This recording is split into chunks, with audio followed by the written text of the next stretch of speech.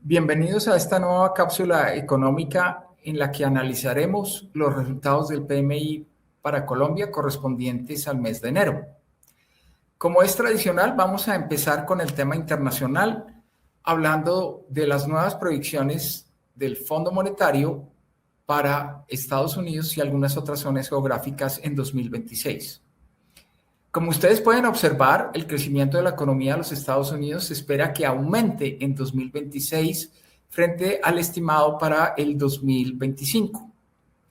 Además, el crecimiento global, el crecimiento del mundo, se mantendría en niveles de 3.3%, relativamente estables en estos 2024, 2025 y 2026. Hay un elemento que llama muchísimo la atención y es por qué la economía de los Estados Unidos tuvo tanta resiliencia frente a semejantes cambios como la política comercial, la política de impuestos en los Estados Unidos o la política migratoria. Y en realidad el Fondo Monetario Internacional nos da 4 causas por las cuales realmente la economía fue resiliente y se espera incluso un crecimiento para el próximo año. En primer lugar, hablamos de las inversiones de inteligencia artificial. En este aspecto, la economía de los Estados Unidos viene incrementando sus inversiones a una tasa cercana al 14% en términos reales. Eso significa, en general, un muy buen desempeño de este sector que está liderando el crecimiento de la inversión y que efectivamente está también produciendo un crecimiento importante de la economía de ese país. En segundo lugar, hay que admitirlo, en la última parte del 2025 tuvimos un desescalamiento en términos de la política comercial del presidente Trump. En el mes de septiembre se dio una directriz presidencial por la cual los bienes de origen agropecuario que no tuvieran producción en los Estados Unidos o tuvieran producción insuficiente podrían entrar a esa economía a una tasa de arancel cero. Eso sumado a las exenciones que teníamos los colombianos para entrar productos derivados del petróleo o el petróleo a los Estados Unidos con cero arancel, en últimas termina haciendo que la tasa efectiva de tributación para entrar a los Estados Unidos en materia arancelaria deje libre al 80% del universo arancelario que nosotros exportamos hacia ese país. Y eso es claramente una buena noticia. En tercer lugar, hay que recordar que los Estados Unidos va a tener este año un déficit superior al 6%, un déficit fiscal, lo que implica que Estados Unidos está utilizando la política fiscal para dinamizar la economía y eso también contribuye al crecimiento de esa economía. Y finalmente tenemos el tema de la política monetaria. Hacia el final del año pasado tuvimos 3 reducciones de tasa de política monetaria. Para este año están previstas 2. Y eso contribuye fundamentalmente al buen crecimiento de la economía de los Estados Unidos. En el tema internacional también quisiera hacer mención a lo que ha venido sucediendo con los precios de 2 metales preciosos en los mercados internacionales, a los cuales nos veníamos refiriendo en ediciones anteriores. En primer lugar, el oro y la plata. Hemos visto reducciones muy importantes en los precios de estos metales en los últimos días. En el caso particular de la plata, la caída es estruendosa. Es cercana al 31% en apenas unos pocos días. Algo similar, aunque con menos gravedad, ha sufrido el oro. Bien, aquí vemos entonces la consecuencia probablemente de haber tenido una burbuja importante en los precios de estas materias primas. Tal vez el caso más evidente es la plata, donde realmente la valorización que se dio fue muy reciente y si bien la inteligencia artificial y los paneles solares demandan más plata, de todos modos creemos que el crecimiento era absolutamente improcedente. En el caso del oro es un poco distinto y probablemente veremos alguna recuperación de estos precios en las próximas meses, en la medida en que los bancos centrales siguen comprando oro como alternativa a la diversificación de sus inversiones. Bien, pasamos ahora al caso colombiano. Las últimas cifras disponibles que corresponden al ICE sugieren que la economía en el mes de noviembre creció alrededor del 3.1%. Esta tasa es bastante buena. El acumulado en los primeros 11 meses del año apunta a un crecimiento del 2.9%, con lo cual podemos sugerir que el crecimiento final de la economía colombiana va a estar muy cercano a esa cifra, 2.9%, mostrando cómo la economía sigue recuperándose. Este dinamismo está fundamentado en dos elementos muy importantes. Primero, un fuerte aumento en el gasto público, especialmente a partir del tercer trimestre del año. Y en segundo lugar, un crecimiento importante del consumo de los hogares, especialmente del consumo de bienes durables.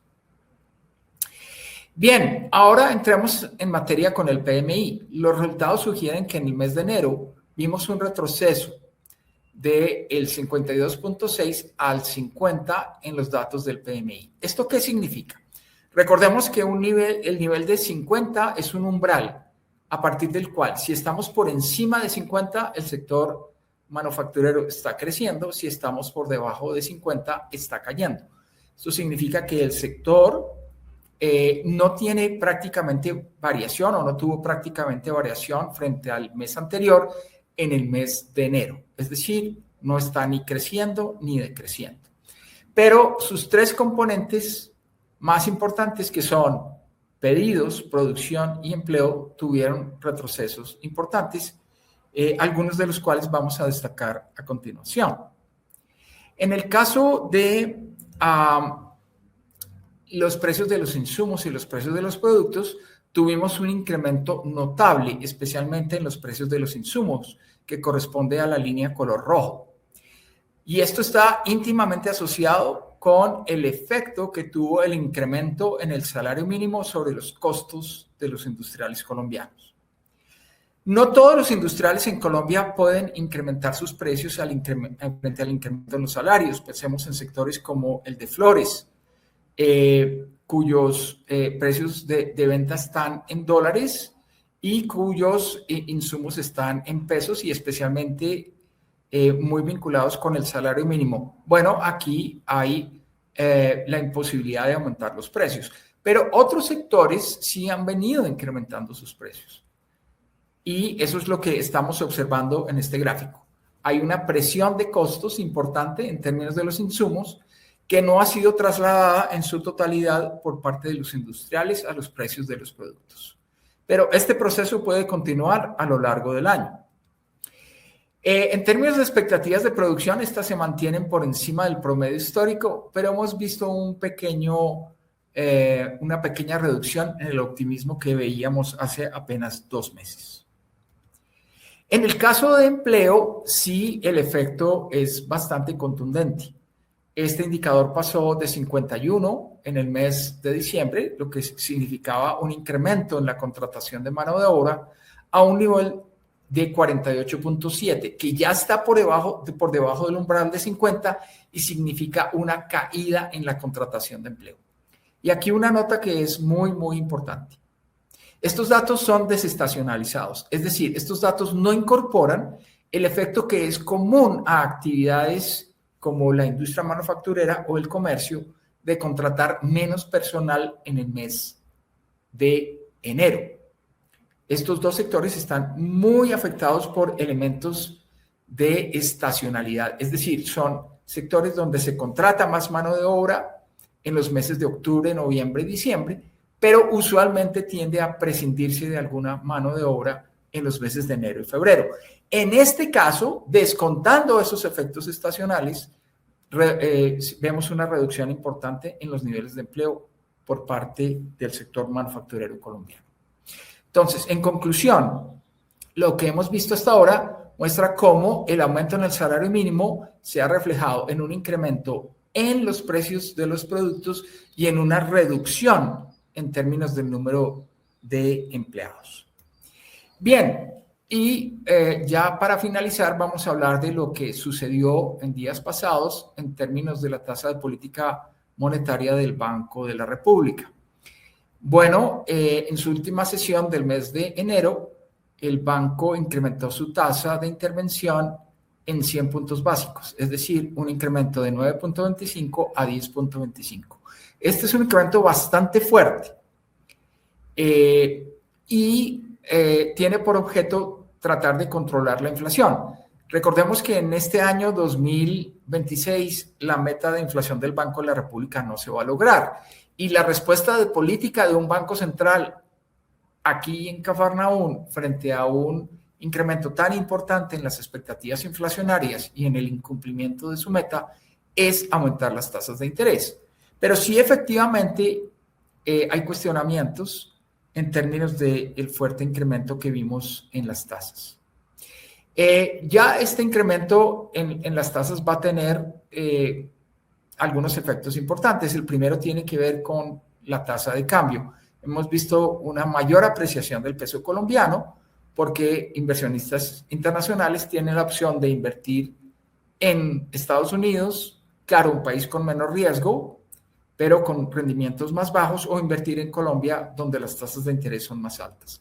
Y efectivamente, la primera reacción que tuvimos ante el incremento tan fuerte en las tasas fue una disminución del peso colombiano.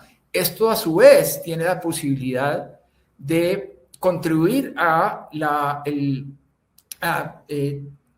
sostener una inflación más baja o alcanzar una inflación un poco más baja en este año por el abaratamiento de los precios de los insumos importados. Pero a su vez tiene efectos adversos sobre el empleo y la producción en sectores exportadores y en sectores que compiten con las importaciones. Entonces, el panorama surge bastante complejo en términos de lo que puede llegar a suceder. Aquí vemos el efecto que han tenido el incremento de las tasas de interés del Banco de la República sobre las tasas IBR. Recordemos que estas tasas reflejan la expectativa que tiene el sector financiero sobre el comportamiento futuro de las tasas de interés del Banco de la República. Bien, en este caso, la línea morada, que es la expectativa de tasas de interés a 12 meses, muestra cómo el mercado está estimando que la tasa puede llegar al 11.8%. Esta tasa era del 11.2% antes de que tuviéramos el incremento mencionado de tasas de interés por parte del Banco de la República. Bien, para finalizar, yo quisiera mencionar que existe todavía un enorme grado de incertidumbre sobre el comportamiento de las principales variables macroeconómicas en 2026. Aquí les traigo dos trayectorias de tasas de inflación estimadas para este año. La línea roja corresponde a nuestro modelo tradicional, que es bastante acertado en términos de predecir la inflación, con una tasa de 6.21%, que es una tasa relativamente baja frente a lo que el mercado había esperado. Por otro lado, tenemos una tasa del 7.07%, que es la línea color azul. Esta está inspirada en un modelo donde se incorporan tanto aumentos en los precios de los productos como los precios de los insumos. Recordemos que el aumento del salario mínimo tiene un efecto transversal a todos los sectores en la economía. Afecta la estructura de costos de todos los sectores en la economía, de unos muy pocos, casi nada, y de muchos en una forma significativa. Entonces, fíjense ustedes que la incertidumbre que tenemos en términos del dato final de inflación para finalizar este año es bastante variable.